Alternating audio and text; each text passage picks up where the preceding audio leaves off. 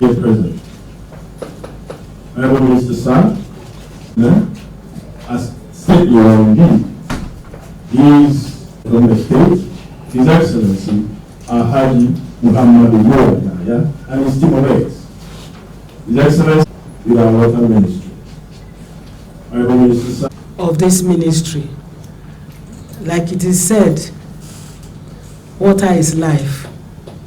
And I know that we have a lot of projects in your state.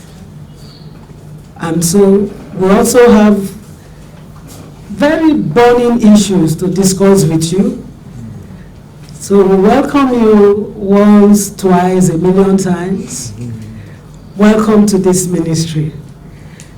And we believe that you will go back happy that you came here. Thank you very much, Excellency.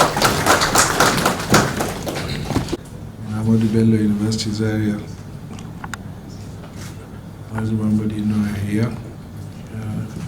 Permanent Secretary, Directors of the Ministry, members of the Governor's Entourage, distinguished ladies and gentlemen. I join the Permanent Secretary in welcoming you again to this ministry, and to express my appreciation for your visit, because we offered to go to meet you in Gombe, and you, out of your humility, felt that no, that you will come and see us here in our ministry. So you reversed the trend, but of course, being the executive governor, the higher protocol and authority, we have no other option but to defer to you. But beyond that, honestly, we are quite humbled and very, very happy and grateful that you chose to honor us by coming here in person, right from the airport, to meet with us. Thank you very much. All in the tradition of Pulaku. Your Excellency, we've had quite a number of discussions before we came in here. Of course, this ministry is a very, very good friend of Gombe State in so many ways. If I take into our intervention in the water supply area, I think we've also done some IDP projects in Gombe. We've been doing some IDP projects. We've done Kwame Gadam, how do you call it? Yeah, water supply, Gadam water supply project. We're working on Duku water supply project right now. And yes, well, which one? The World Bank Assisted Project. Yes. And of course, we further down south, we have the Ladinkowa Dam, from where you're getting your main water supply in the state, in the city of Gombe, the state capital. I just got the result today of the outcome of the bidding for the 3,000 hectare irrigation project for Ladinkowa under the Trimin program, Transforming Irrigation Management in Nigeria project, which is being funded by the World Bank. So very soon, barring all those protocols and red tapes in the World Bank, we should be getting a contractor on ground within the next 6 months or so, I hope, to start in earnest the expansion of the Dadiko irrigation project by about 3,000 hectares in the first instance. Last April or May also, we took steps to revive the Cham Dam, and I presented a memo to the Federal Executive Council, and the revised estimation total cost for the project was approved. The contractor has returned to site, but of course you will not see much work until after the rainy season. Once the dry season starts, we'll begin to see more. So that's just a brief glimpse of some of the interventions that this ministry has been involved in Gombe State. But our main purpose of attempting to go to Gombe, Your Excellency, was to discuss one of the major focus of this ministry and the major focus of this country today, which is the need to achieve the Sustainable Development Goals 6.1 and 6.2. That's on water and sanitation, which this ministry is responsible for. In particular, we wanted to meet you, to intimate you about the plans that we'll be making to launch a national campaign against open defecation in Nigeria, which will be done by the President on the 19th of November this year, and to invite you, to ask you to support this endeavor. In the course of these visits, Your Excellency, I always take along with me some useful data for the specific states that I'm visiting to show you how you're faring in terms of water supply provision and sanitation provision relative to other states in the zone and relative to the country. For some reason, I've been shying away from revealing the statistics. But when I went home to Jigawa last week, I did open up with the governor on some of the statistics. And the headlines I saw were very, very terrible. So, at least in one newspaper. So I'm not going to reel out the statistics. I'll just hand this over to you. I'm sure by the time you look at it, you can see what these statistics will show you. Percentage access to water supply by geopolitical zone, and then how Gombe is doing within the Northeast in terms of basic access to basic water supply. And then water services in public places, in political zones, access to sanitation, percentage access to basic sanitation services,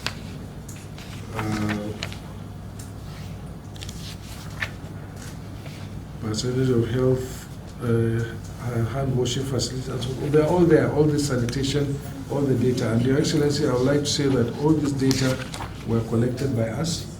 I personally was involved in the collection of this data before I became a minister as a consultant, at least for Kano and Jigawa states. And I can assure you that these data have a lot of credibility because I know the process we went through quality checks to ensure the integrity of this data. So I would like to share this data with you, Excellency, so that it can help you look at the situation of water and sanitation in your state and help you to begin to plan your new investment approach, how you're going to improve on this, on the situation. Because whatever the case may be, there's still a lot of work to be done. In fact, under the Millennium Development Goals, we achieved 69% coverage on water supply, but didn't achieve much in sanitation. And since then, the situation has been where, because population is rising, but there is no commensurate investment to meet that population everywhere. And one of the most worrying statistics we found was that in 1992, 30% of Nigerians were enjoying pipeborne water. But in 2015, that had dropped to 7% only. So what this tells you is that we're making one step forward, we'll be making one step forward and maybe 3 or 4 steps backwards. Part of the reason is that there has been no investment commensurate with the rise in population, and then the existing equipment were not being maintained and they were deteriorating. And the population just keeps growing and that's it. So these are some of the issues. But what we have, the measures we have taken so far, as you probably know, have been that in 2016, because we realized that we had not met the Millennium Development Goals, we thought that if we continued the way we were going, or we have been going business as usual, even the Sustainable Development Goals will not be met by 2030. And therefore, we had to start thinking of different approaches. First approach was, we realized that water supply coverage to rural communities was only 50%. So we need to boost the supply to rural communities.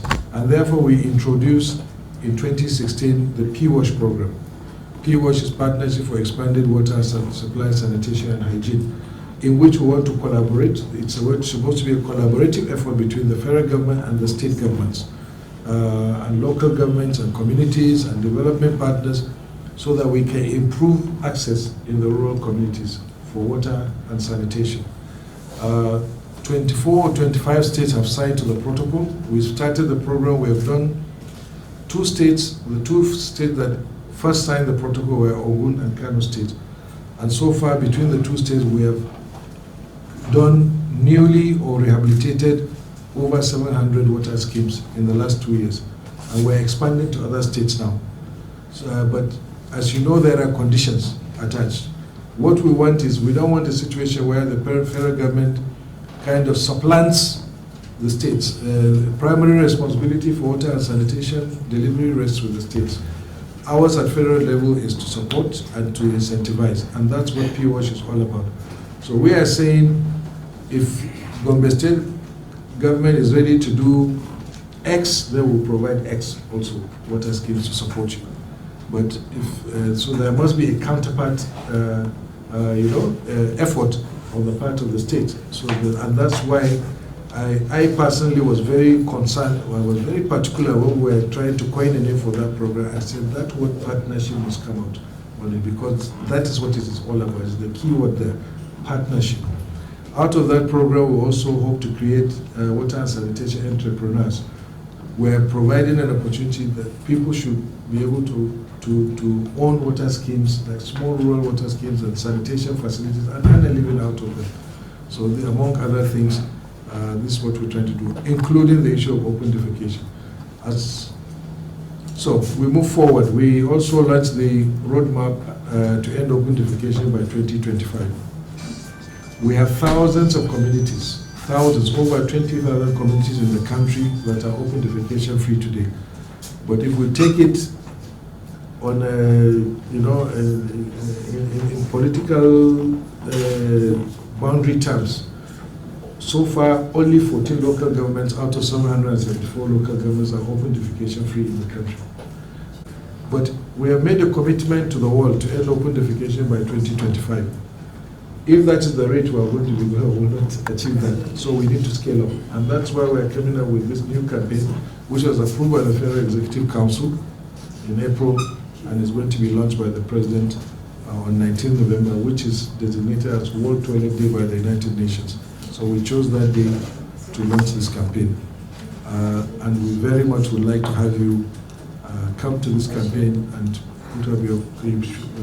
make some commitments as to how you will end open defecation in your state.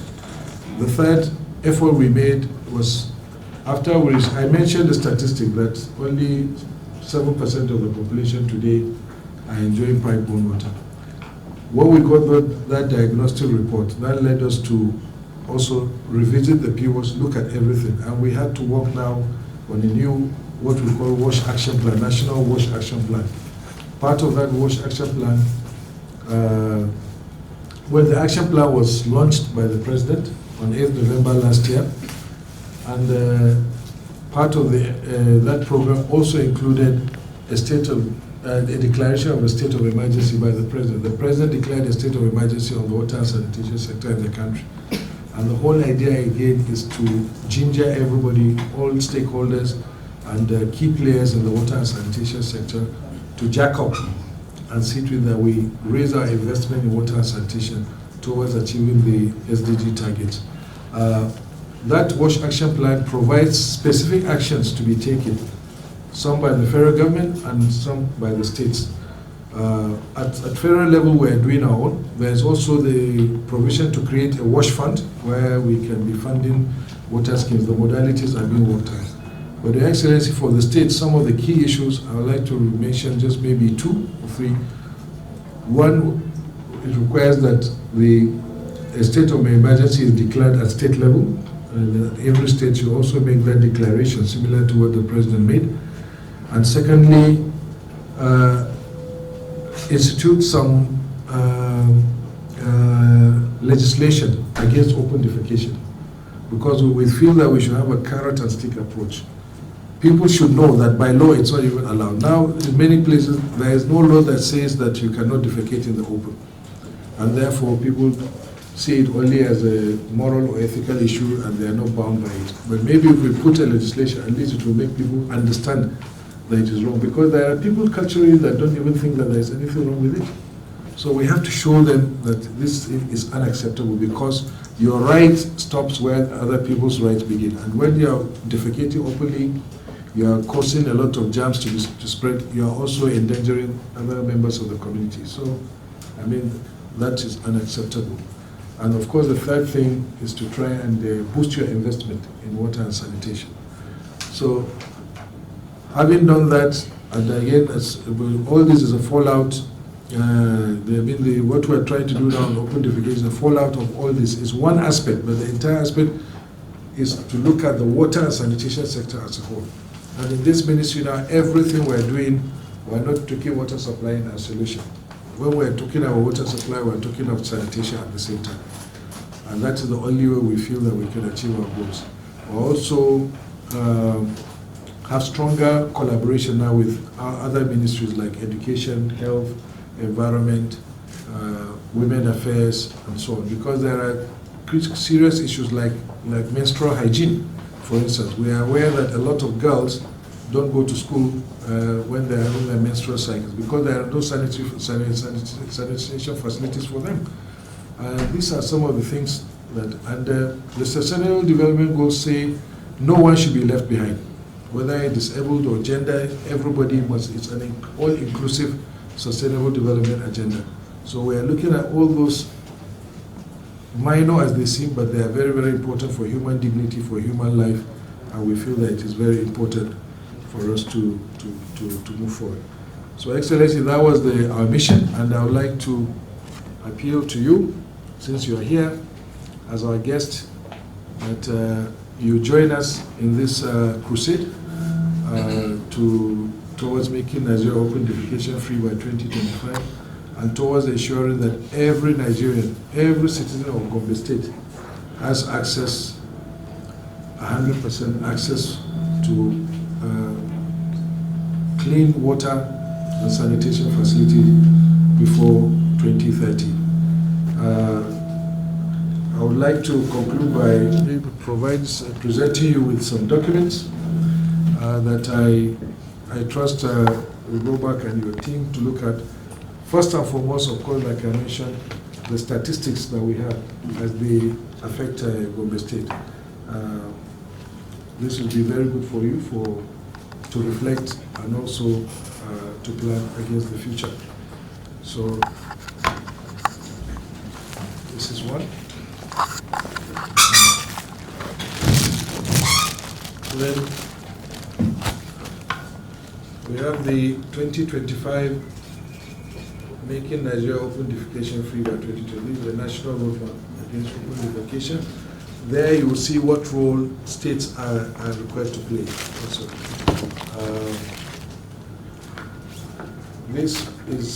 that is an abridged version of this. This is for the entire country. So the statistics that I give you, this is the water sanitation and the National Outcome Routine Mapping Survey 2018.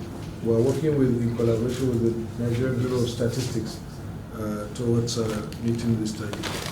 And finally, this is the National Action Plan for Revitalization of the Wash Center. This was the document that was launched by President Buhari in November 2018, and it has specific information about what should be the role of the federal government, what should be the role of the state government. Thank you, Excellency. And I would like to say that as part of our campaign to end open defecation, we've already opened up a secretariat. We've launched a logo and a website, and I would like to share this with you. This is our logo, and I think it would be nice to have a photo opportunity with you, because I'm sure you would have endorsed this. The governor of Kaduna State was here. I looked at it and said, I would like to use your permission. I would like permission from you to change it to clean Kaduna, use the toilet. So, Excellency, you have our permission.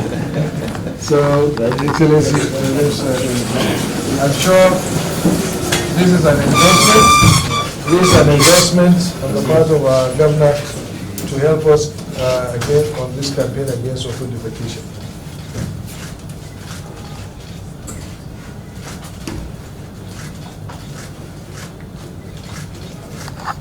Thank you very much, Your Excellency.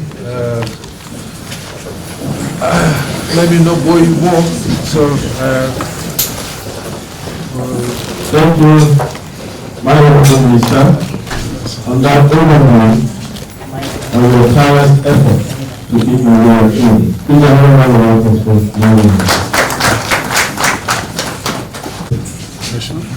Haji Muhammad, the executive governor.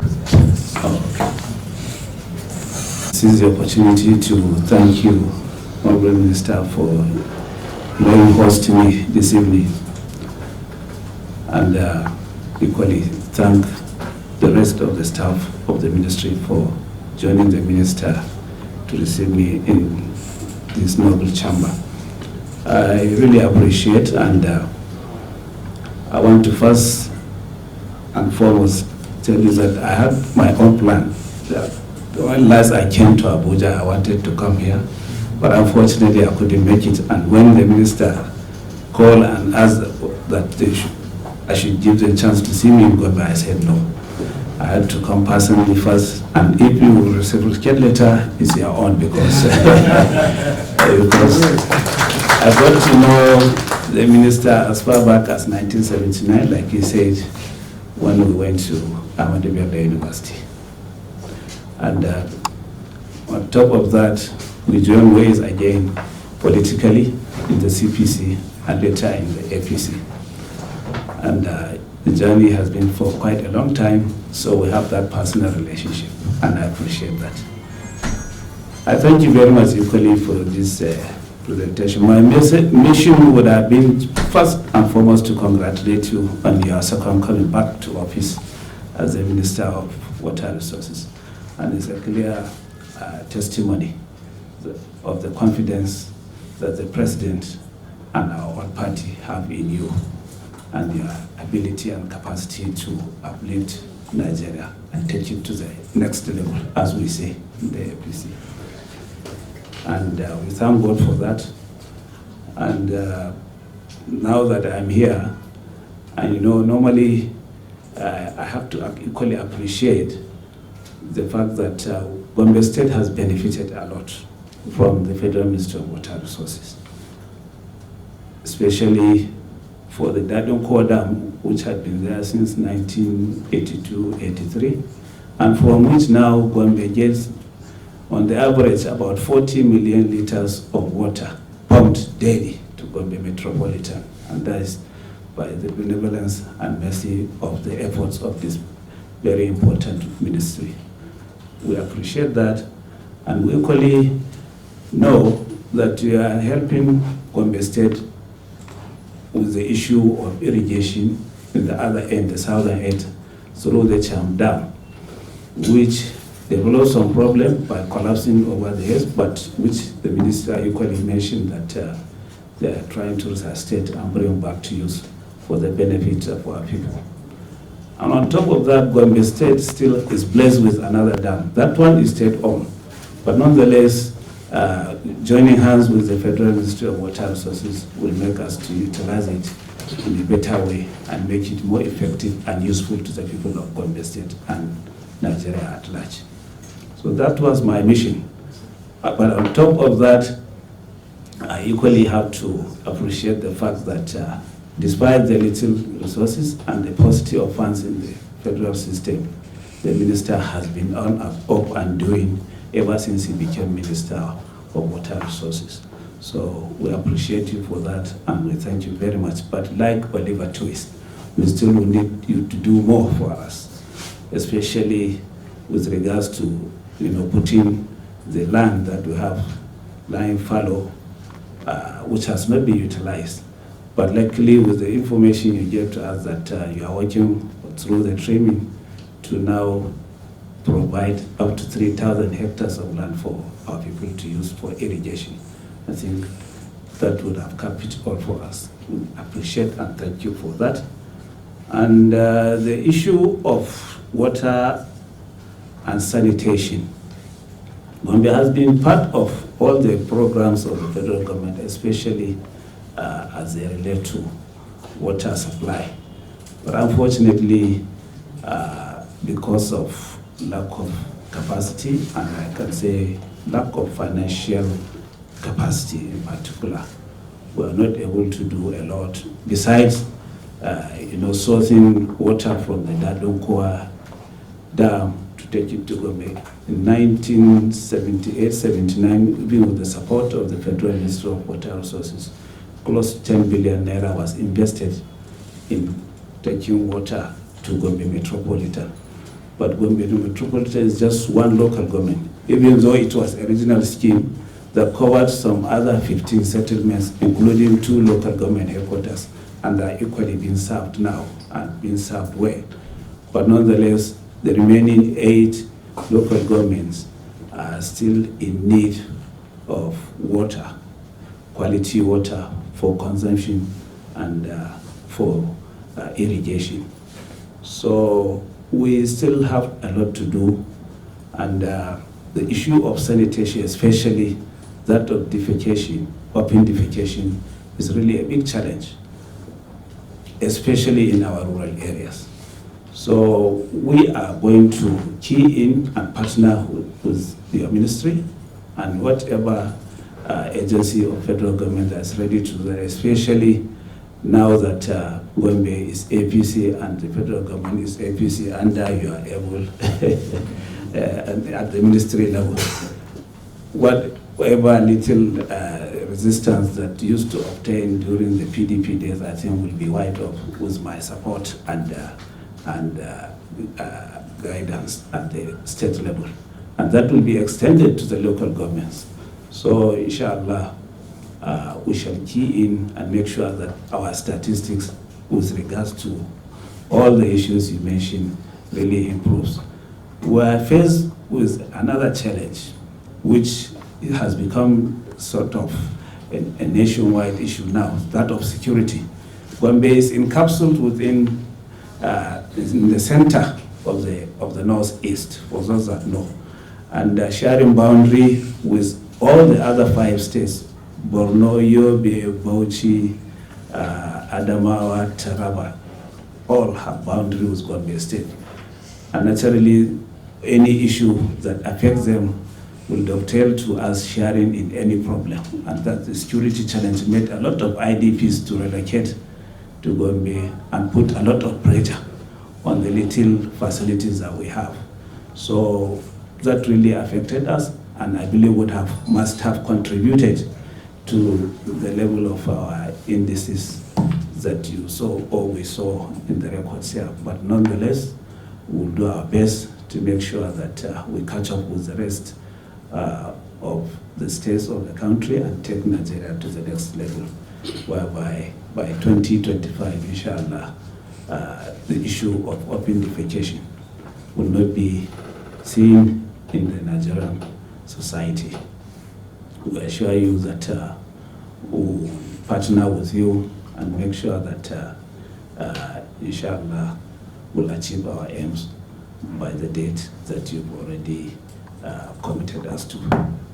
And thank you very much for the audience, and pray that Allah will continue to guide and protect us and give us the facility and the chance and the capacity to take us out of this mess that we are, because it's really a mess. Thank you very much.